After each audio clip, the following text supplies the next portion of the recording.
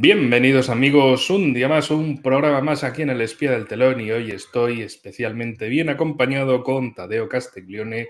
Tadeo, bienvenido una vez más por aquí, habitual del canal, en estos programas, entrevistas, en estos debates intensos, raciones geopolíticas, a veces no solo con infaltables relaciones geopolíticas, sino también con infaltables improperios geopolíticos, porque la realidad no es para menos, pero intentemos moderarnos con ello. Tadeo, bienvenido, agradecido porque estés aquí y bueno, pongamos como siempre el dichoso mapa para ilustrarnos más y empezar siendo provocativo. Bueno, como argentino y por la parte que te toca, sobre todo desde la proyección regional, Milei es todo noticias en el mundo. Viene a España y se reúne con todo el mundo menos con el presidente, con el que ha tenido su roce, y no solo más que con el presidente, con la mujer del presidente, con Begoña Gómez. Y en el caso de Brasil, vuestro país vecino también ha ido a Brasil y no se ha reunido con Lula da Silva, con el que también han tenido sus encontronazos dialécticos. En fin, ¿cómo está la cosa por allá? Aparte de Primero, invierno. sí, primero que nada, querido Enrique, como siempre, un enorme placer estar aquí en El Espía del Telón. Y bueno, muchísimas gracias por la invitación y siempre el recibimiento tan cordial. Bien, la situación en Argentina no es para nada, podríamos decir, la más ventajosa que podríamos tener en la región. Y bueno, la parte diplomática de relaciones exteriores del gobierno no es la que quisiéramos o deseáramos la mayoría de los argentinos. Un gobierno que puertas adentro, bueno, toda la situación económica, los números dan en rojo y de alguna manera ha buscado ser un protagonista mundial. El mismo presidente Milei lo dijo en reiteradas ocasiones que era el tercer líder mundial más importante del mundo, más famoso, que tenía mayor rating, no sé qué cosa. Y es un presidente que se ha vivido viajando a otros países para recibir premios de entidades de dudosa procedencia. Recibió el del Ayuntamiento de Madrid, si mal me equivoco, recibió otro un premio en España, luego se fue hasta República Del Checa. Instituto Juan de Mariana, Juan de Mariana. liberales. Y en el caso de Madrid, pues bueno, la presidenta de la Comunidad de Madrid, por así decirlo, es como en Argentina de ciudad autónoma. En fin, ella enseguida dijo, hay que subirse al carro, oye, si el presidente no quiere, es decir, Sánchez no quiere reunirse con este tipo, bueno, me reúno yo y le doy un regalito y mira, foto institucional. ¿Qué es lo que hace Milei en Argentina? Ni puta idea, ni tampoco hace falta, simplemente es un tipo que viene como presidente de otro país y mira, le recibimos aquí, le damos una medallita y eso que nos colgamos. Perdón, Sí, sigue. no, una aclaración necesaria porque incluso cuando fue a República Checa y también recibió un premio de una organización liberal, la misma organización liberal tuvo que salir a desmentir de que no era un premio de su organización, sino de un miembro, de una persona que fue miembro de la organización hace un par de años, es decir, hasta algunos de los premios que se le otorgan no tiene un título oficial.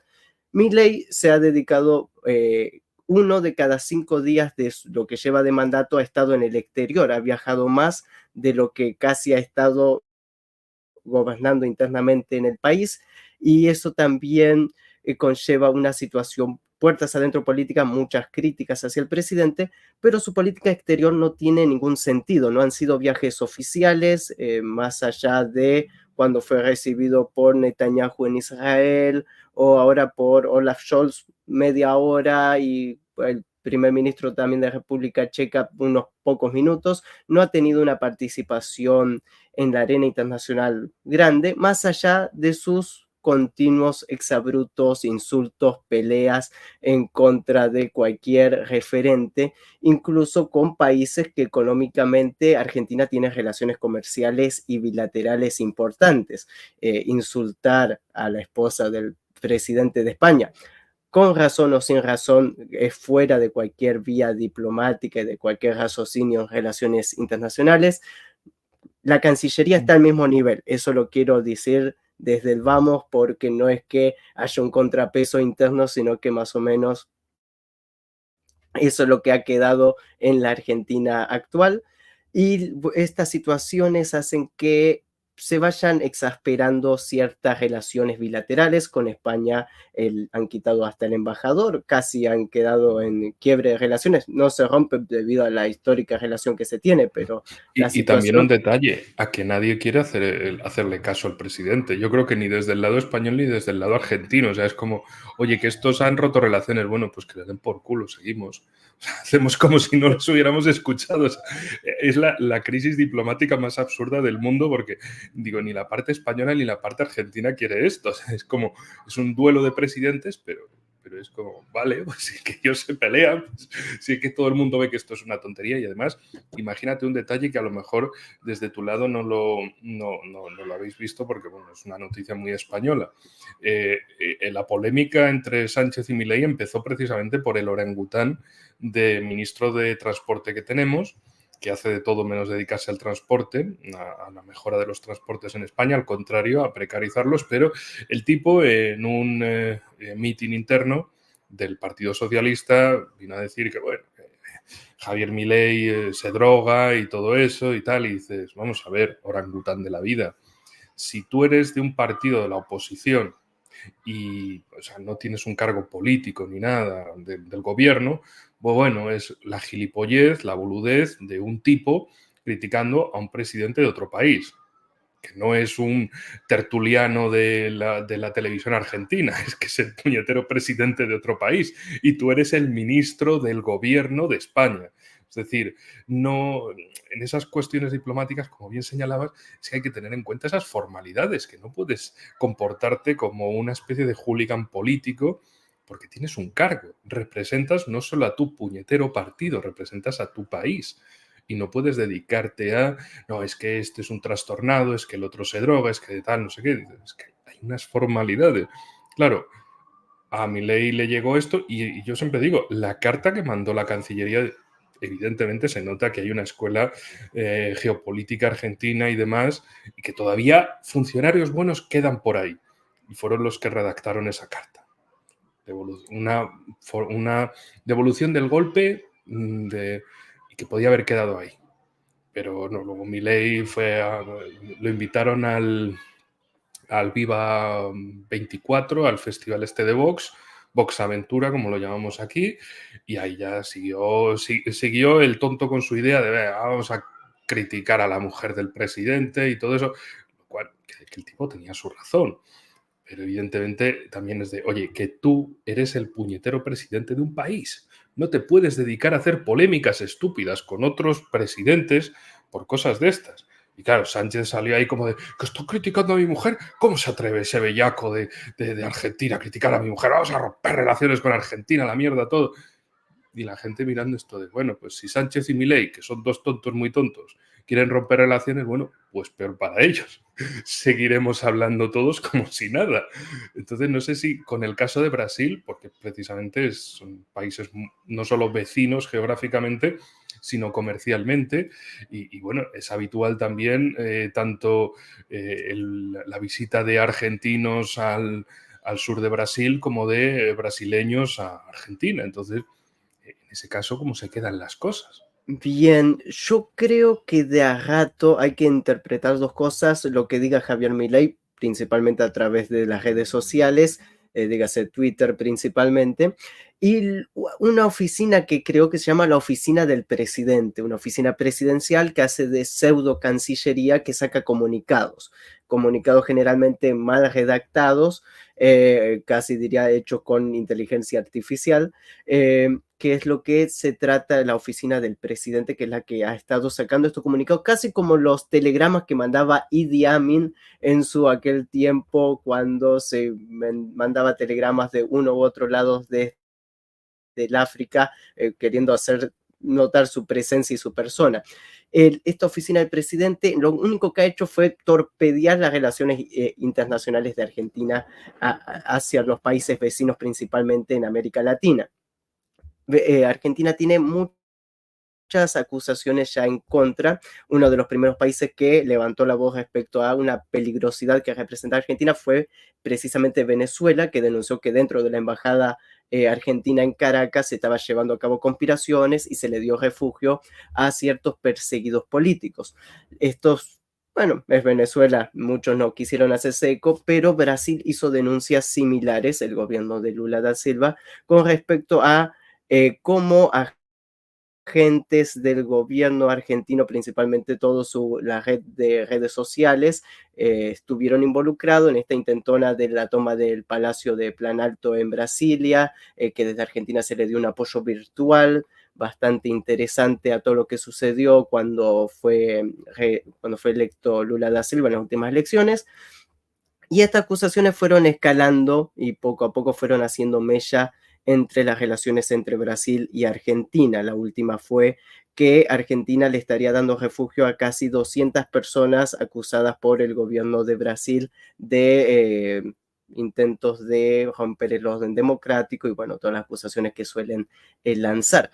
Pero Milei, como veníamos mencionando, no se puede contener y pese a que desde el comercio en Argentina, grandes empresas que tienen grandes relaciones con Brasil, le han dicho que trate de apaciguar las aguas, el presidente sigue lanzando insultos en contra de Lula da Silva, llamándole zurdo, comunista, terrorista, empobrecedor y tantas cosas. Del otro lado, Lula le pidió oficialmente que pida disculpas, que tiene que disculparse con él para lograr llegar a acuerdos incluso dentro del Mercosur, acuerdos que puedan llegar a beneficiar a la tan golpeada economía argentina, principalmente desde los sectores agrícolas. Pero hoy a la mañana nuevamente el presidente Milei volvió a lanzar otra catarata de acusaciones e insultos en contra de Lula. Entonces esto deja una situación muy complicada, muy tensa entre ambos países, no solo por las palabras del presidente Milei, sino que por los hechos que se están reflejando de no únicamente interferir en asuntos internos de Brasil, al apoyar a Bolsonaro, al apoyar factores políticos internos, opositores de Lula, sino que también ahora directamente refugiando a personas que son buscadas por la justicia de Brasil y que estas acusaciones son bastante serias. Todo esto creo que hace un combo explosivo entre las relaciones de ambos países. El presidente Milei acaba de confirmar que no va a ir a la cumbre del Mercosur que se iba a celebrar esta semana en Brasil. Entonces, bueno, creo que lo que uno dice en palabras siempre hay que sostenerla también en hechos, pero el presidente Milei trata de esquivar cualquier encuentro con Lula y creo que no tiene la hombría de alguna manera de decir las cosas frente a frente, que es lo que le planteaba de alguna u otra manera el presidente brasileño. Internamente en Argentina. Una pregunta antes de que, disculpa, Tadeo, antes de Sí, que sigas. Es que, claro, estaba señalando eso y yo me estaba acordando de ciertas noticias, precisamente del tiempo de la visita de Milei en España, cuando algunos señalaban que a lo mejor no estaba con la mejor salud mental de todas, porque el tipo que si a veces le dan temblores, que si se queda bloqueado, que si se le entra como una llorera. Y dices, ¿eso en Argentina se habla, no se habla, se sabe? Es decir, por ejemplo, también con la fotografía, ahora lo busco de nuevo, su reunión con Scholz. Mira que Scholz parece un trozo de madera, parece un Pinocho de la vida, alguien que tiene nula expresividad, pero el caso de Milei literalmente parecía un tronco pintado, el tipo clavado ahí, y ahora lo pongo para que lo veáis porque desde luego me pareció, no sé, como que la marioneta ya ha entrado en Barrena y que ya no está ese Milei hooligan de los medios de comunicación en Argentina, de insultar a todo el mundo, sino que parece que ha cambiado, se ha instalado un nuevo parche de actualización en su sistema operativo y ya no le llega tanto el nivel. Entonces no sé cómo. sí, hay muchas acusaciones acá internas en Argentina, hasta se ha hecho un libro que se llama El Loco, que refleja muchas cuestiones por lo menos extrañas respecto a la salud presidencial, respecto a sus condiciones psíquicas para ejercer la presidencia. Esto también fue en el debate presidencial, algo que utilizó el candidato Sergio Massa para acusarlo de que por qué no logró Javier Milei cuando era becario entrar al Banco Central, cuando todos los que estuvieron con él sí entraron y él no. Pues bueno, pues no había pasado el psicofísico, este examen que uno le hace para saber si está en sus cabales como para ingresar. Vemos a alguien que tiene unos trastornos tal vez de personalidad, hay muchas acusaciones. En la oposición en Argentina hay un pedido que se ha presentado a la Cámara de Diputados, que lógicamente no se trata y quedó encajonado, pero que habla sobre un juicio político, no únicamente por traición a la patria en contra de Javier Milei por todos los desastres, sino que también se habla de que no está en condiciones en su salud y en sus facultades para llevar a cabo los designios de dirigir el país.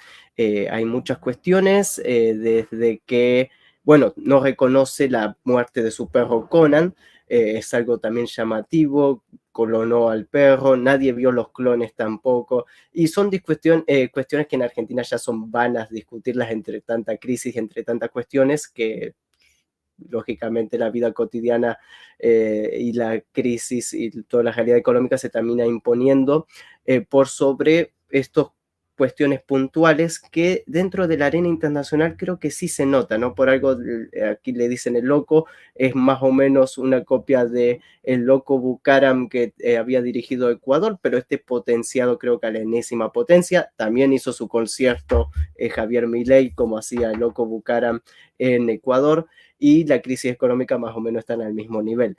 Pero es loco que incluso el bigotito clásico de Bucaram en Para Ecuador. los importante, fue presidente de Ecuador entre el 96 y el 97. Por si acaso alguien dice de quién están hablando, bueno, estamos hablando de el que fue presidente de Ecuador y que el Parlamento creo que acabó haciéndole un juicio político y destituyéndolo literalmente por loco. De este tipo no puede manejar el poder. Esto es un destroce absoluto.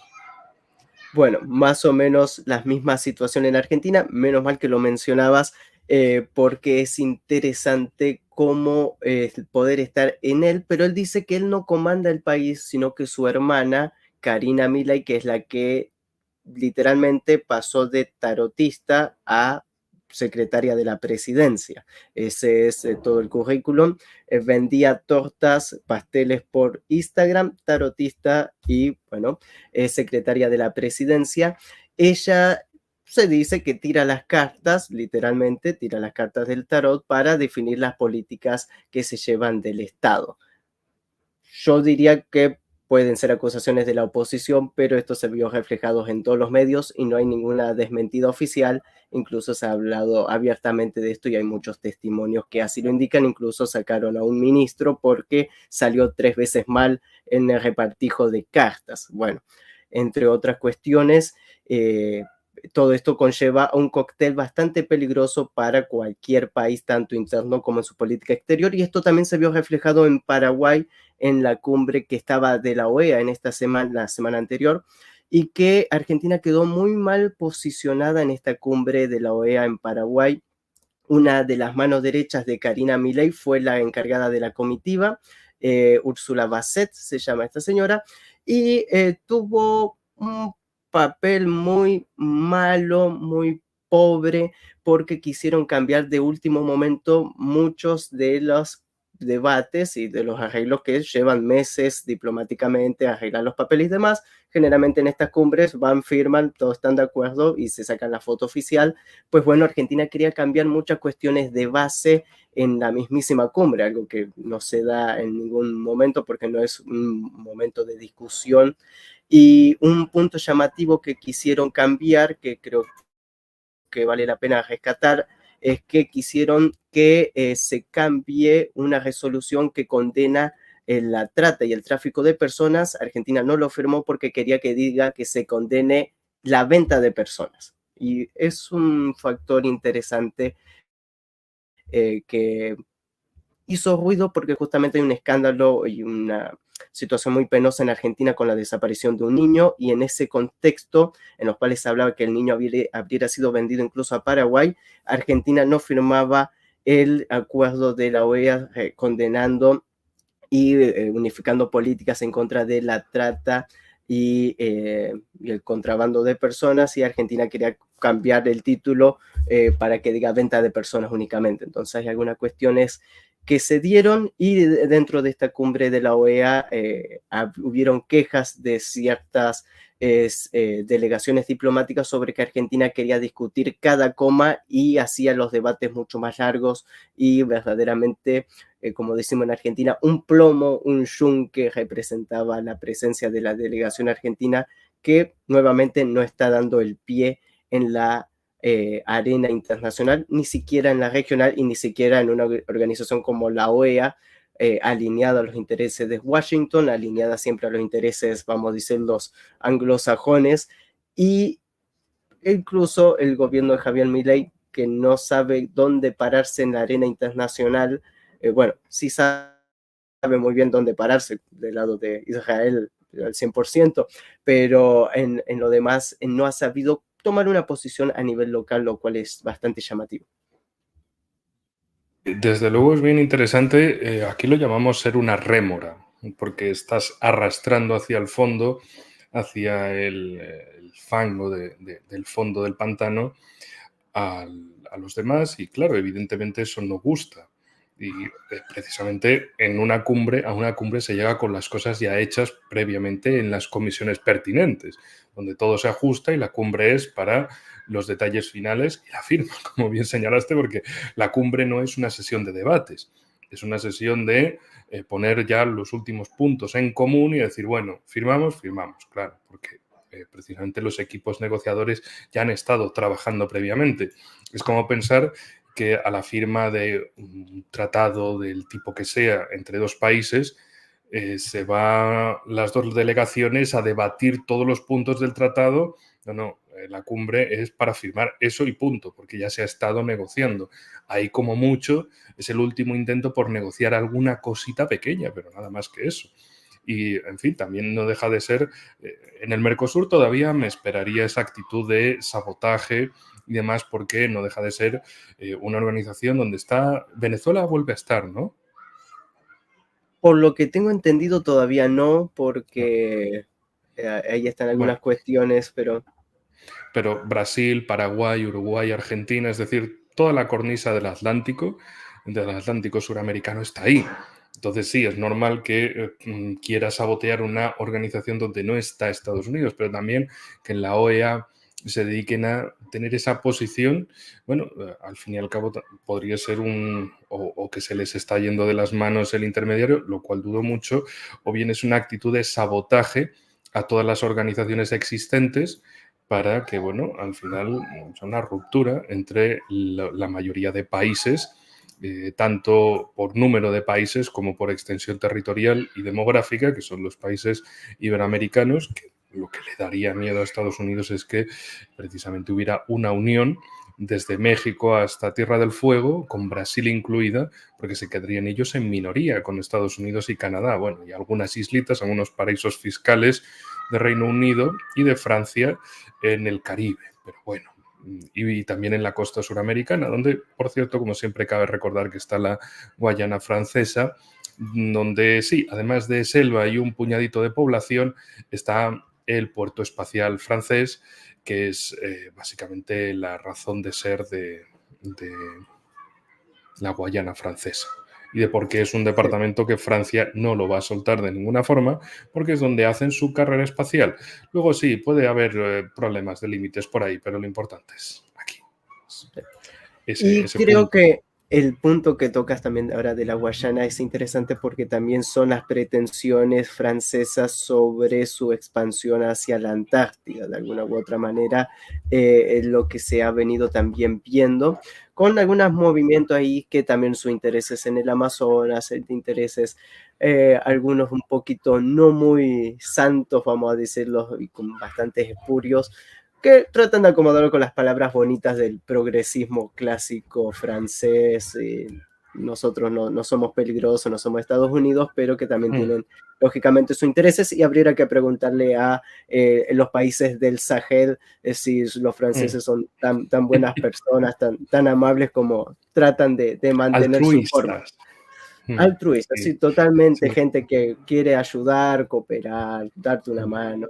nada cambia. Bueno, en esto, ya que lo mencionas, siempre cabe hacer recordatorios, ¿no? Por si acaso se olvidaban o por si acaso la estimada audiencia que nos escucha no lo sabía. Pero precisamente Macron, allá por 2019, cuando había graves incendios en la Amazonía, tanto brasileña como boliviana principalmente, decía, bueno, es que al fin y al cabo, como, mira, estos países son una panda de indios salvajes que no saben cuidar algo tan importante en el mundo como es el Amazonas, que es un bien global, es un global commons, y que no puede ser que esta panda de desarrapados estén permitiendo la destrucción del pulmón del mundo.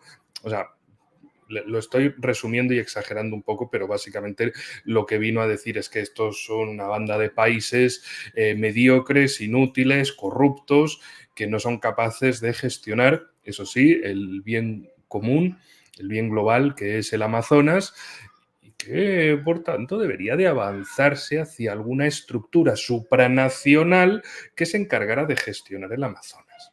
Porque claramente los países de ahí, de la zona, no son capaces de gestionarlo por sí mismos. Claro, no es Estados Unidos el que lo dice, que eso saltaría todas las alarmas de ¿y ahora queréis más? ¿Qué queréis aquí? ¿Qué queréis, gringos? ¿Qué queréis? Pero es Francia y suena como, oh, la elegancia de Francia, ¿qué quiere por aquí? ¿Quiere hacer algo bonito y lindo? Bueno, en fin, por algo el ejército, las Fuerzas Armadas brasileñas tienen a Francia como uno de sus principales enemigos y alguno decía, ¿y por qué? Precisamente tú lo señalabas, la Guayana francesa no está tan lejos de la desembocadura del Amazonas. Controlar una desembocadura es controlar también lo que entra y sale de ese curso de un río navegable tan importantísimo como es el Amazonas, precisamente, que nace desde Perú, atraviesa, sigue en paralelo prácticamente la Sierra de los Andes y luego ya hace su entrada entre Colombia, Brasil y Perú y ya todo lo demás es zona brasileña. Es la arteria que conecta todos estos interiores del país, de Perú, de Colombia. En parte también llega a Venezuela, Ecuador y Bolivia, serían los tres países periféricos, pero los principales países ribereños son Perú, Colombia y Brasil, desde luego.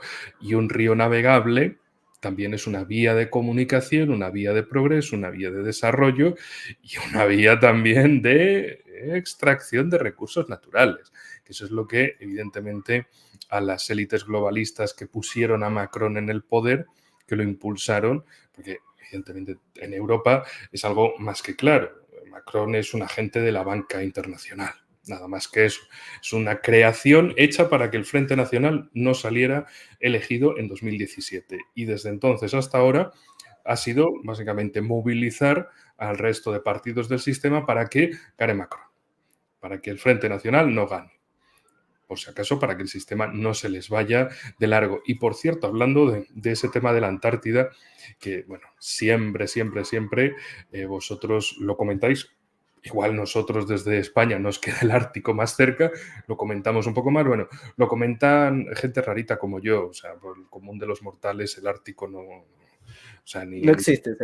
ni puta idea de dónde está, pero ya yéndonos a un punto más técnico, evidentemente por proximidad es el Ártico, pero teniéndoos a vosotros, ahí ya podemos conocer el otro lado del mundo y que precisamente Chile y Argentina siempre presumen de que son los países más cercanos a la Antártida, de que donde termina Argentina y Chile, a unos 1.500, 2.000 kilómetros en línea recta empieza esa península de la Antártida y precisamente por eso están, bueno, los británicos ahí echándose, desde luego, diciendo, pues tenemos Malvinas, las Georgias y las Sandwich y hacemos así un conito enorme y decimos esto es todo para nosotros. Luego, evidentemente, la parte de Francia, como comentabas, pero la parte de Francia no me suena de que venga por el lado de Sudamérica, sino por el lado del Índico, de unos territorios De la Polinesia. ¿Sí? No, creo que no es en la Polinesia, o sea, no es aquí. Si mal no recuerdo, era por una isla los territorios australes franceses, que decía, bueno, pues por aquí este conito pues es nuestro porque evidentemente tenemos ahí ese territorio, es un territorio francés que también otra de las cosas que cabe recordar mucho y especialmente lo recuerdo más gracias a todos los argentinos, es que Francia es el país zona marítima tiene del mundo. A lo tonto, a lo tonto. ¿Por qué? Por todos esos territorios de ultramar, porque puedes pensar, bueno, pero ¿qué leches es esto? Pero si aquí ¿quién vive? Aquí no vive nadie, ya, pero es un territorio soberano francés, tiene su mar territorial, su zona contigua y su zona económica exclusiva. Ah, amigos, por eso precisamente las Malvinas y las Georgias y las Sandwich del Sur tienen su mar territorial, su zona contigua y su zona económica exclusiva, y esos son dineritos, son recursos pesqueros, y si con suerte salen cosas de debajo del subsuelo, cosas que puedas vender a un precio generoso, pues evidentemente son más recursos. ¿Que no vive mucha gente ahí? Tampoco es que lo necesites. Son precisamente zonas extractivas, por un lado.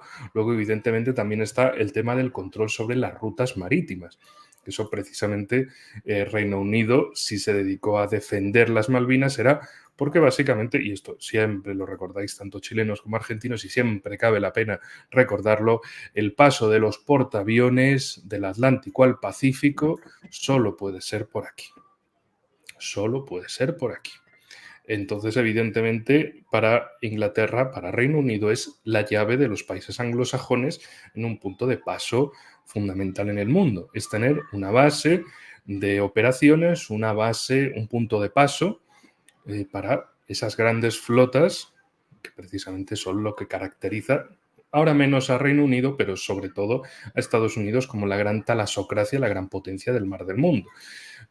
Para que algunas cosas parezcan así. Por cierto, te pregunto también con su malicia y para pasarte la pelota, un pase muy maradoniano, ¿cómo va el tema de Malvinas ahora con Milei? Porque lo poco que iba viendo era que básicamente lo ponían como, bueno, si tampoco hay que pensar mucho ya en esto, podríamos irlo dejando, o también de vamos a juntarnos a la OTAN, creo que lo hablamos la última vez en el canal, de vamos a juntarnos a Estados Unidos y a ser un socio global de la OTAN y todo eso.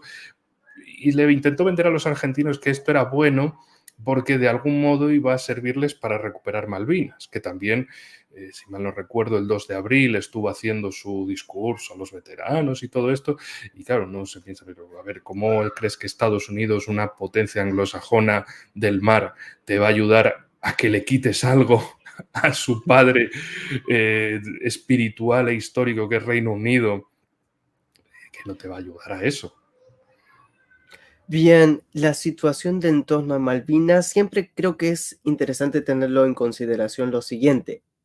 La Argentina tiene una base de la OTAN en Malvinas instalada. El Reino Unido tiene, no únicamente el Reino Unido en sí mismo, sino la mismísima OTAN, una base incluso con armamento nuclear, se ha llegado a decir, debido a la movilización constante de las diferentes flotas inglesas con armamento misilístico incluido. Bueno, aunque el armamento misilístico inglés está un poco en dudas en algunos aspectos con algunos problemas que tuvieron en los últimos años, pero sigue siendo el Reino Unido, la Inglaterra, que sigue sosteniendo estas posiciones. El gobierno argentino equivocado a nivel internacional, desde la parte, vamos a decir, diplomática dura, desde Naciones Unidas y demás, sigue llevando a cabo los reclamos de que el Reino Unido se sienta a negociar por las soberanías de las Islas Malvinas, pero políticamente desde el Ejecutivo se han dado muchas contradicciones.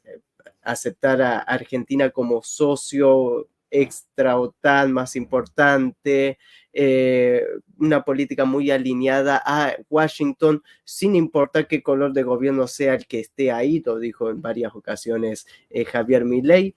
Entonces, todo esto da reflejo que Argentina se ha estado olvidando del tema de las Malvinas.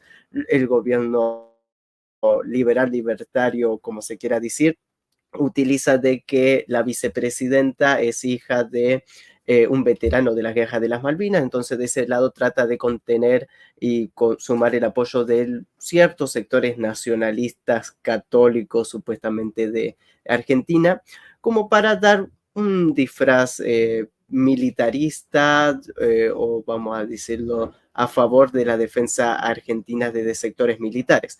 Pero no únicamente no se ha avanzado en ningún aspecto hacia Malvinas, sino que incluso la Hablamos de ella, Secretaría, ¿no? Hablamos exactamente de Victoria Villarruel. Su padre fue veterano en Malvinas, pero se le quitaron las condecoraciones porque se encargaba de torturar soldados argentinos en Malvinas y no necesariamente de estar combatiendo en la línea del frente, son temas diferentes. Entonces hay algunas cuestiones bastante ahí llamativas en ese aspecto. Volviendo al tema de Malvinas, la Secretaría de Malvinas dentro de la Cancillería también sufrió los ajustes del Estado, más del 50% de su personal fue despedido, y esto también hace que el organismo dentro de Cancillería y dentro de Argentina encargado de llevar a cabo las políticas a nivel internacional, de dar a conocer que hay un territorio argentino en ocupación colonial, bueno, se le fue cortando el ala, eso también creo que es bastante llamativo.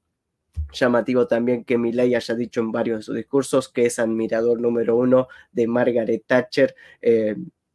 Bueno, creo que es un club de fan muy limitado. Bueno, ni siquiera en Reino Unido hay muchos que tengan ese tupé de decir esas palabras, pero sí Javier Milei está convencido de que Margaret Thatcher fue una gran dirigente y bueno, todo eso da un panorama muy complicado de Argentina en lo diplomático con respecto a Malvinas, en los temas de defensas ni hablar, pese a que hay un maquillaje de que se están comprando armamento, hemos visto armamento chatarra, esos F-16 del año 70, si mal me equivoco, que se le quieren comprar a Dinamarca, que son los mismos F-16 que Dinamarca ya tiene revendidos a Ucrania.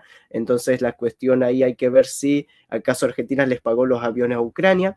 Y ahí entramos en otro tema que además de un desarme de las Fuerzas Armadas, ya hay una cooperación de Argentina al entrar al grupo de Ramstein, de alineamiento directo a los intereses de la OTAN, a los intereses anglosajones y atlantistas directamente entrando en el conflicto de Ucrania, algo sumamente grave y que algo que tendría que pasar según legislación argentina con aprobación de Congreso. Pero bueno, es famoso el Congreso argentino, es un lindo edificio para ver, sacarse una foto, pero adentro ya creo que no queda absolutamente nada y eso se ve reflejado en que el presidente pueda estar metiendo prácticamente a Argentina en una guerra internacional, lo mismo que sucede en Israel, y sin tener ningún permiso y sin pedirle ningún permiso al Congreso. Y ahora que se le sumaron los poderes extraordinarios al presidente Javier Milei, bueno, con mucho más razón.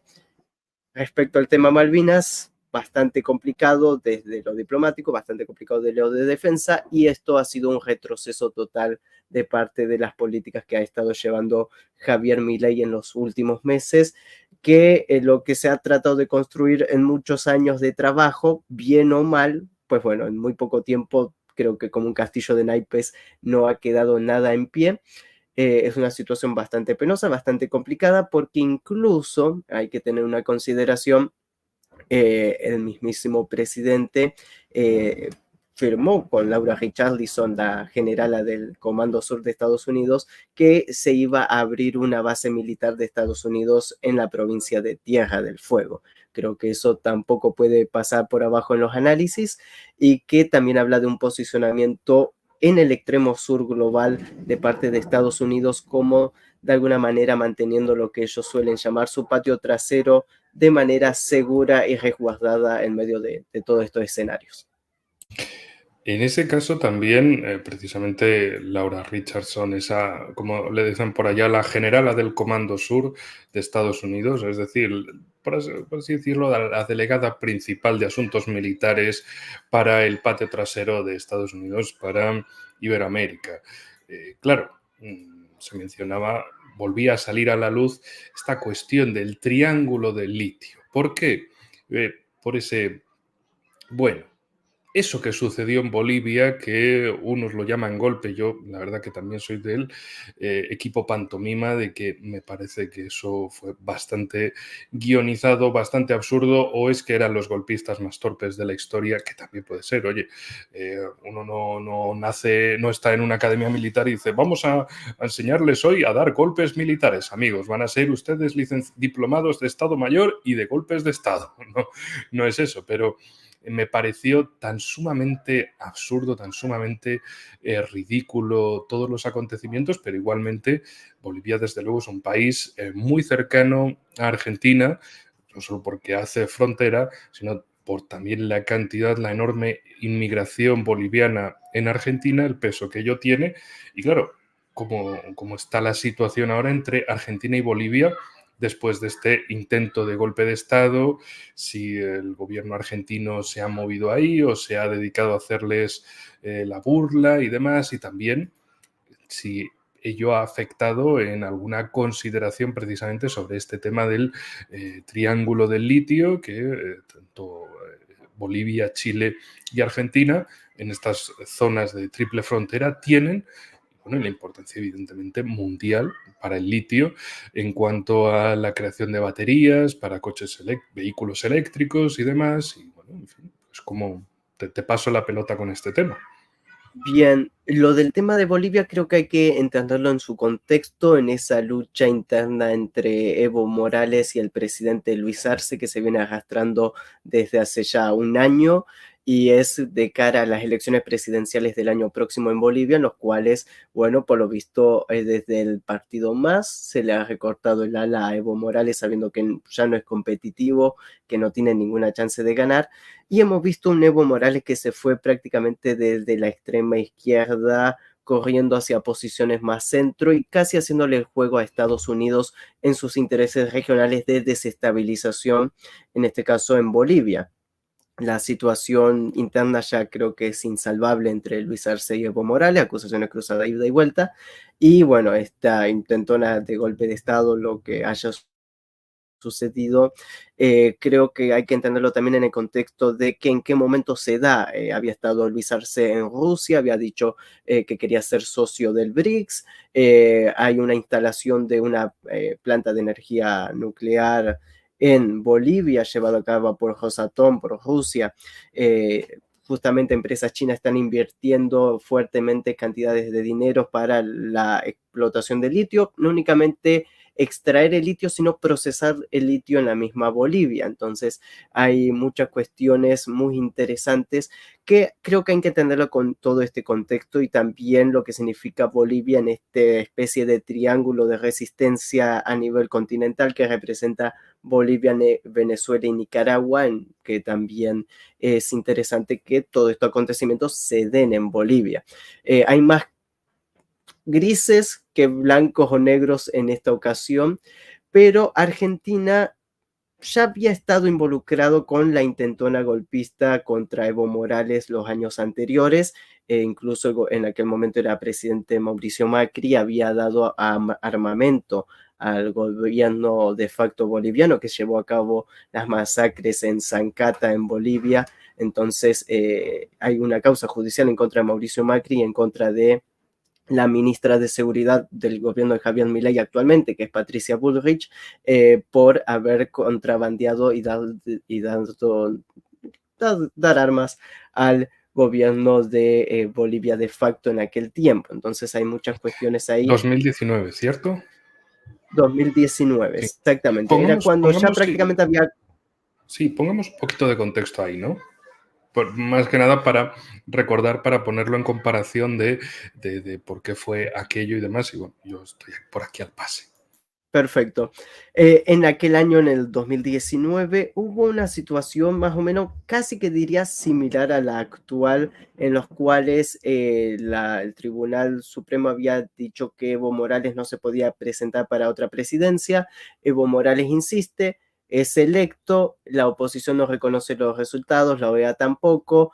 Hay una pronunciación de ciertos generales, Evo Morales renuncia a todo su gabinete y se arma un descontrol y todo esto queda en un limbo legal bastante interesante que lógicamente desde sectores pro Evo Morales y latinoamericanos se acusó de que esto fue un golpe de Estado, una especie de revolución de color para llevar a cabo la asunción de Yanine Áñez, que quedó como presidenta interina de Bolivia y que, bueno, actualmente está presa por todos los acontecimientos en ese año.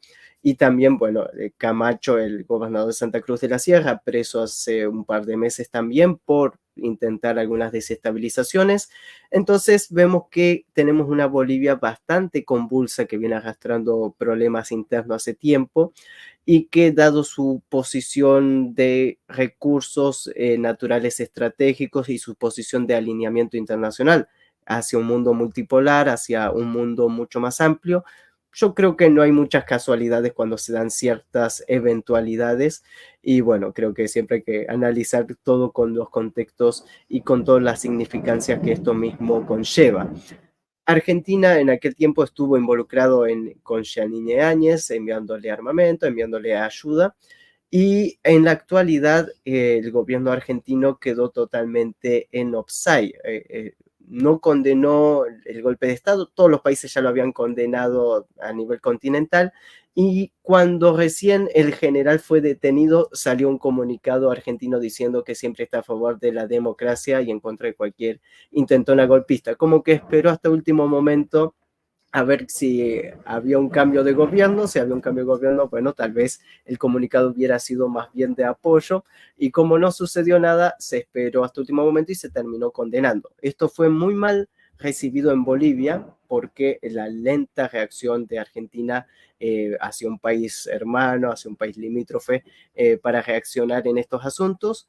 Ya se viene teniendo relaciones muy tensas con Bolivia porque se ha acusado de que los bolivianos cruzan la frontera argentina para atenderse gratis en los hospitales, y muchas otras acusaciones que se suelen dar principalmente en las provincias fronterizas de Jujuy y Salta, que tomaron medidas de cobrarle la asistencia médica a los bolivianos que vengan a atenderse a la Argentina. Bueno, medida que, por cierto, entra dentro de la reciprocidad porque lo mismo sucede si un argentino caía enfermo en Bolivia. Y estas cuestiones hacen que se hayan puesto un poco más tensas las situaciones, y bueno, esta reacción del gobierno argentino de no condenar esta intentona o lo que haya sucedido, sumado a un escrito que salió ayer o antes de ayer, si mal me equivoco, en los cuales dice que el gobierno repudia la falsa denuncia de golpe de Estado que se hizo en Bolivia, acusándolo de mentiroso a Luis Arce. Eso, lógicamente, es una situación casi de romper relaciones. Se convocó a la embajadora argentina en La Paz para que hable respecto a esto, y en medio de una situación desventajosa para Argentina. ¿Por qué? El gasoducto Néstor Kirchner, que conecta la provincia de Neuquén de Vaca Muerta con su proyección de llegar hasta Brasil para extraer el gas, faltan que se terminen las válvulas de compresión. Esto deja que la calidad y la extracción no es la mejor para llegar a todos los lugares de Argentina, y deja más o menos la desconexión del sistema de oleoductos de la mitad de Argentina, principalmente las provincias del norte, tanto Jujuy, Salta, Santiago del Estero, algunos sectores de Chaco y Formosa, tienen que hay un gasoducto que se hizo desde Bolivia y el gas que llega es de Bolivia. Hace un par de semanas se firmó un acuerdo. El gas boliviano sale 4 veces más caro que el regular a nivel internacional, y todas estas provincias dependen de ese gas boliviano. Ahora hay que ver si acaso los comunicados que ha estado sacando el presidente Milei en contra del gobierno de Luis Arce, acusándolo de un autogolpe de Estado, sumado a todas las políticas hostiles que se han venido llevando contra Bolivia, si acaso esa válvula puede cerrar o los precios pueden aumentar, y lógicamente quien se ve perjudicado van a ser la población argentina, que tiene que soportar un duro invierno. Si bien son provincias en el norte donde las temperaturas son siempre mucho más elevadas, estamos hablando de provincias más bien cordilleranas en los cuales también tienen fuertes nevadas y temperaturas extremas, principalmente Jujuy y Salta. Entonces, este contexto actual de los acontecimientos no es el mejor para Argentina, y más cuando no se tiene un equilibrio justo. Otro tema que fue el de la cumbre de la OEA, Argentina tampoco participó en la firma de la condena del intento de golpe de Estado. Creo que el otro país que no firmó fue El Salvador, y si mal me equivoco, Paraguay también se abstuvo de firmar esa condena, aunque sí lo hizo la Cancillería paraguaya, condenando inmediatamente debido a toda la frontera que mantiene con el Chaco paraguayo y toda la parte de Bolivia, que fue escenario de tensión y guerra en el siglo pasado, pero que Paraguay trata de mantener su equilibrio, no así Argentina. Y bueno, veremos las consecuencias. Esta semana va a ser vital para eso porque ya hay varias reuniones de embajadores, citas de un lado y del otro, y hay que ver cómo evoluciona esto. Y esta situación de litio, cuando estuvo la generala del Comando Sur en Argentina, ella dijo abiertamente nuestros recursos. Y creo que esa palabra de nuestros recursos hay que tenerle siempre Sí, a todos les asustó. consideración. De nuestros, Sí, no, cómo que nuestros? Nuestros de nosotros de Sudamérica, ¿no? No nuestros de Estados Unidos. Nuestros, chicos, son nuestros recursos. Porque Estados Unidos tiene intereses globales, ¿verdad? En fin, pues ahí te agradezco mucho todos esos detalles internos. Pues si quieres añadir algo más de la región, si no podemos hablar precisamente de otros puntos calientes del mundo que también conoces bien, como este que estoy señalando en el mapa, Oriente Medio, de todo lo que está sucediendo, aconteciendo ahora. Tanto desde Yemen, que cada vez que hablamos siguen ahí resistiendo, siguen haciéndole fuerza contra la Armada estadounidense y británica, pero por otro lado, como el Líbano se está a punto de entrar en una guerra. Bueno, Estados, no Líbano porque quiera, sino el Estado de Israel porque dice que la mejor forma de solucionar las cosas es asesinando a miles de personas, provocando un gecidio. Ya ustedes me entienden que esa palabra a YouTube le da miedo, entonces hay que cambiarla por un gecidio. Y de cómo también desde el lado israelí están hablando abiertamente, voy a cambiar el estilo de mapa, de precisamente de tomar el río Litani por una nueva frontera, no la que están viendo aquí, sino mucho más al norte. Ahora les pongo cuál es la cuenca de ese río para que se den cuenta de el punto que buscan desde el Estado de Israel. Evidentemente ellos dicen que es para asegurar su territorio. Bueno, ya hemos visto cómo aseguran su territorio con la ocupación, por ejemplo, de los altos del Golán de Siria, con el asentamiento de nuevos colonos tanto en Cisjordania y de cómo quieren volver a meter colonos en Gaza. Bueno, en Gaza, en la franja de G, porque también esa palabra le da miedo a YouTube y hace que te oculten el vídeo y que de repente tenga muy pocas reproducciones. O te lo desmoneticen o te lo eliminen, en fin. Estas cositas, te paso la pelota. bien, quiero comenzar por Irán. Creo que sucedió un acontecimiento interesante con las elecciones en Irán, que no las podemos ignorar, que fue, bueno, estas elecciones que se celebraron el viernes pasado. Hay segunda vuelta electoral, se define esta semana. Tenemos una semana repleta de elecciones porque también son las elecciones en Francia, si mal me equivoco también hay elecciones en el Reino Unido, entonces una semana bastante interesante para algunos reacomodos. Las elecciones en Irán en los cuales, bueno, Pezeshkian, un reformista, salió primero, pero prácticamente un empate técnico, menos de 1 millón de votos de diferencias.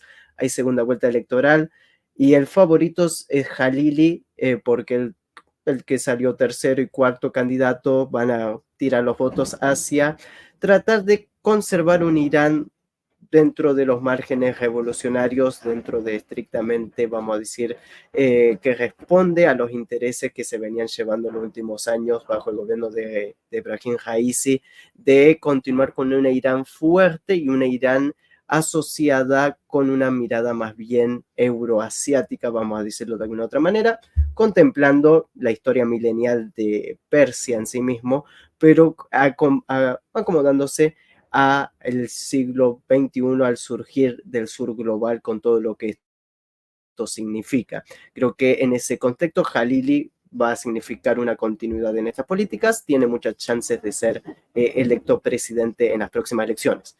Esto internamente en Irán es sumamente importante porque que gobierne Pezeshkian o alguno del área o del ala reformista significaría nuevas negociaciones con Occidente y empezar una serie de negociaciones que creo que sería un retroceso importante para lo que significa el panorama regional. Por fuera de Irán, la política exterior de Irán y todo lo que nosotros solemos llamar el eje de resistencia, siempre va por otro lado, no tanto por el ejecutivo, sino directamente por lo que se defina desde el líder supremo, el Ayatollah Khamenei. Pero bueno, este conflicto nuevo de Israel en el Líbano van en ese sentido debido al ataque contra el Hezbollah, aquella supuesta amenaza que significa para los intereses del gobierno de Tel Aviv. El y el terror que se le tiene a Hassan Nasrallah creo que es muy interesante porque creo que discursivamente es uno de los principales referentes del mundo islámico, pese a ser chií y todas las diferencias que pueden existir. Pero creo que Israel, desde mi opinión, no se va a meter en una ofensiva que pueda terminar con los mismos o peores resultados que lo que sucedió en el año 2006, aquella tan retirada militar tan penosa de Israel que dejó imágenes que hasta el día de hoy siguen siendo propagandísticas por parte del eje de la resistencia, como terminaron huyendo las tropas israelíes en aquella ocasión en el año 2006. El panorama actual creo que no es ventajoso para el régimen sionista de mantener una guerra en múltiples frentes, a excepción de que quiera involucrar a sus aliados, a sus papás, quienes le mantienen económicamente y quienes también armamentísticamente le proveen todo lo necesario, como lo es el Reino Unido, como lo es Estados Unidos, y hay que ver hasta qué punto los intereses también en medio de la elección en Estados Unidos hacen que estas políticas de Israel beligerantes hacia el Líbano, hacia Hezbollah, puedan pararse. Y ahí creo que juega otro tema interno, que es el del Líbano, con todas las facciones que esto representa, y si acaso esto no representaría alguna unidad de ciertos factores, ya sea desde los cristianos maroníes hasta el Hezbollah, ante una nueva agresión totalmente abierta. Vamos a decir nueva agresión porque continuamente se violan la territorialidad del Líbano, bombardeos continuos, atentados continuos contra ciertas personalidades, sabotajes y todo lo que esto conlleva.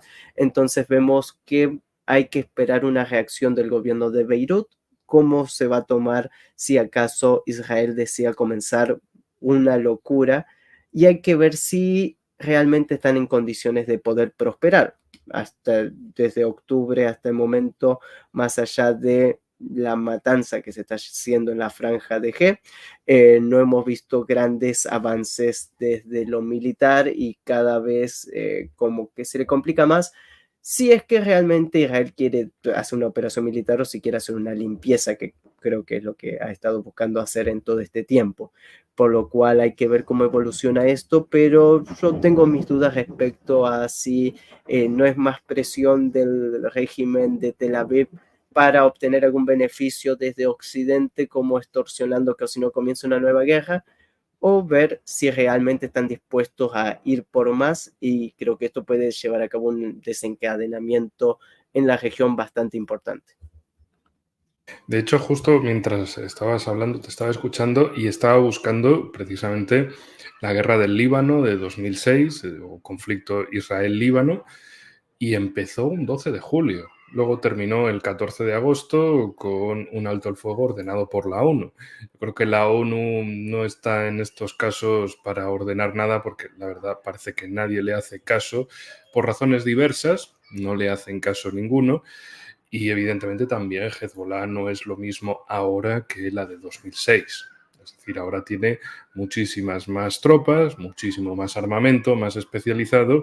Entonces sería un conflicto, desde luego, de muy alta intensidad entre ambos. Pero claro, también anteriormente había puesto ahí el río Litani para que vierais precisamente lo que buscaría el Estado israelí de ocupar ese territorio y evidentemente de aprovechar para una limpieza étnica. Igual que han hecho en Gaza. Mierda, ya lo he dicho. Bueno, ya está. Si se va a la mierda el vídeo, pues ¿qué le vamos a hacer?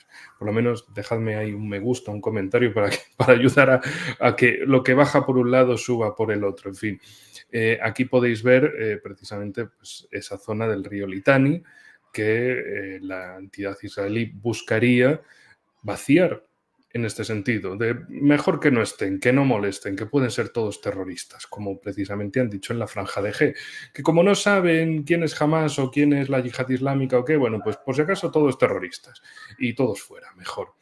En este caso también buscarían algo similar, de crear una zona contigua que también precisamente le serviría para el norte de Israel y parcialmente para un lateral de los Altos del Golán también ocupados, y de ese modo pues se dedicarían a hacer ocupación de diferentes territorios para ir incrementando básicamente ese proyecto sionista del Gran Israel a costa de sus vecinos. Y luego la cuestión está en, ¿tú crees que el tema con el caso con la Corte Penal Internacional va a ir a más? Porque sí, ordenaron el encausamiento de Netanyahu y de Yoav Galant, el ministro de Defensa, pero la orden de detención ha quedado ahí, en el aire, y un juzgado que no puede hacer efectiva un acto jurídico, un acto judicial, perdón, pues de poco sirve. Es un tribunal que dice, sí, ordenamos la detención de tal, tal y tal. ¿Y se va a cumplir? No. Bueno, ¿y qué queréis hacer entonces? También cosas interesantes, y te paso la pelota, porque a mí me dejó atónito el tema, que básicamente incluso hablaran de atacar la Corte Penal Internacional. O sea, Washington, Israel, Washington y Tel Aviv diciendo que lo vamos a atacar, que le dé por culo, que no queremos saber nada. O sea, no es directamente, no vamos a acatarlo, es, os vais a cagar, cabrones, vamos a ir a por vosotros. O sea, un matonismo que dices, pero ¿cómo el sistema, el orden mundial basado en reglas, no se va a estar hundiendo? Es que los principales promotores de ese sistema son los que lo están hundiendo, son los que se dedican a decir cosas de estas, y es normal que, oye, pero ¿no habéis hecho vosotros una regulación, que si el Estatuto de Roma, que se encausar, y al final esto para qué se ha convertido? Para atacar a la ex Yugoslavia, para atacar a Rusia y para juzgar a unos cuantos dictadores africanos, y ya está. Pero luego esa universalidad de las cosas no es tal. Porque si de repente, y evidentemente, la Corte Penal Internacional no solo ordenó la detención de esos miembros del gobierno israelí, sino también de la cúpula política y militar de Hamas. Es decir, que no le pueden acusar de, no, es que esto es antisemitismo, porque claro, es que mira, es que solo van a por nosotros, ¿no? Y dijeron, a por estos y a por los otros. ¿Y cómo pueden responder de esa manera? Una impunidad total, creo que se le ha dado carta blanca total a todo tipo de acción. Y me hace recordar una canción que cantaban los serbios, que la habían hecho antes de las acusaciones de crímenes de guerra. En el año 91, un cantante serbio, Baja Malikenica, había sacado una canción que se llama Mi papá es un criminal de guerra, muy famosa, por cierto, en ciertos sectores de Internet. Y claro, las acusaciones en contra de los líderes en la Yugoslavia con pocos papeles o incluso papeles falsificados, todos podían ser condenados a cadenas perpetuas por graves crímenes contra la humanidad, pero ante una limpieza total, filmada, con todas las evidencias, las 24 horas del día, que llegan imágenes terribles, y con gente ahí de Naciones Unidas, de la Corte Penal Internacional, todos ahí viendo lo que se está aconteciendo. Evidencia hay, se hizo, creo que la presentación era un legajo de muchísimas hojas con cada notificación y muy bien preparado desde los ámbitos y desde los aspectos legales internacionales. Se firma la sentencia de que, bueno, se pide la detención internacional y hasta ahí llegó el tema. Recordar, creo que vale la pena que Estados Unidos jamás firmó el Estatuto de Roma, por lo cual hagan lo que yo digo, pero no lo que yo hago. Es el clásico que han venido manejando, que marca también la hipocresía y por qué su sistema actual ha durado lo que ha durado a base de propaganda, a base de manipulación, y que no se puede seguir sosteniendo en el tiempo cuando se dan acontecimientos como este claramente, y en los cuales se ve claramente una hipocresía, una doble vara para medir las situaciones internacionales, y creo que se le ha caído la máscara también a la entidad de Tel Aviv, con todo lo que siempre se trataron de victimizar a través de décadas, a través de tanta propaganda, tantas inversiones multimillonarias que han hecho para mantener su imagen y que ahora, bueno, toda esta situación le impacta de lleno. Con lo que mencionaba sobre en el Líbano y también esta manera de ir escalando y ampliando sus fronteras, creo que también dentro del análisis hay que tener en consideración lo que son los recursos hídricos, el robo de los ríos del Alto de Golán, las empresas israelíes como Mekorot, encargadas de secar las napas del lado de palestinos de Cisjordania, desviar los cursos de aguas también para mantener mayor productividad.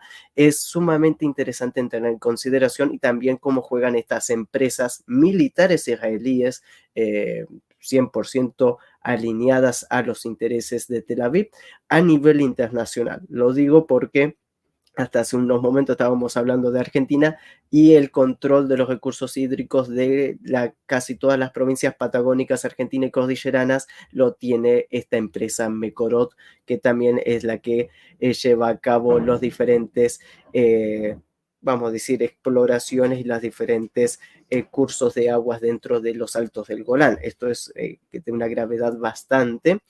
Y es interesante para tenerlo en consideración también lo que dice sobre este río en el Líbano y sobre por qué Israel trata también de ir ahogando en recursos también a los demás países de la región para condicionarlos y para de esta manera poder seguir su estrategia de, como lo mencionabas, la formación de este gran Israel que es una mala interpretación bíblica, si lo vamos a decir desde aquella manera, que no respeta absolutamente nada y que no tiene ningún sentido ni ninguna legalidad desde el ámbito internacional estrictamente hablando.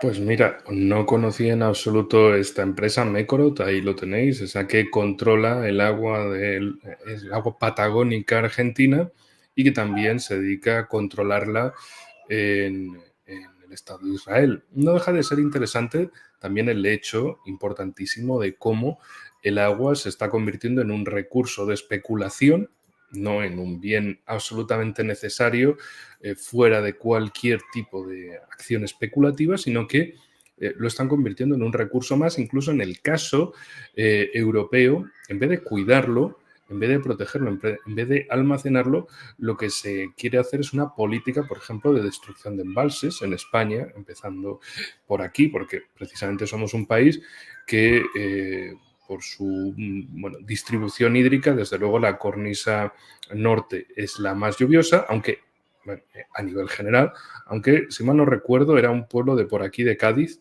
el que tenía más recogida de agua al año, donde más llovía, no me sale ahora el término técnico, pero bueno, que a nivel general es el norte lo más lluvioso y el resto pues la política de embalses desde hace más de 100 años vino muy bien precisamente para tener agua para el consumo humano, para la agricultura, la ganadería, la industria y, en fin, para pasar de ser un país de 15 millones a uno de 40 millones de habitantes en 4 o 5 décadas, incluso teniendo una guerra civil por del medio. Pero bueno, la cuestión ahí es que no solo es agua, es también electricidad, es energía. Y de cómo en el caso europeo parece que todo está orientado a seguir esa doctrina del apocalipsis climático y cromático también, de simplemente dibuja ahí con el rojo más oscuro que tengan las cosas y lo que antes era una temperatura de 30 grados típica del verano, ahora es 2 hobbits en Mordor. Porque sí, porque hay que meter miedo.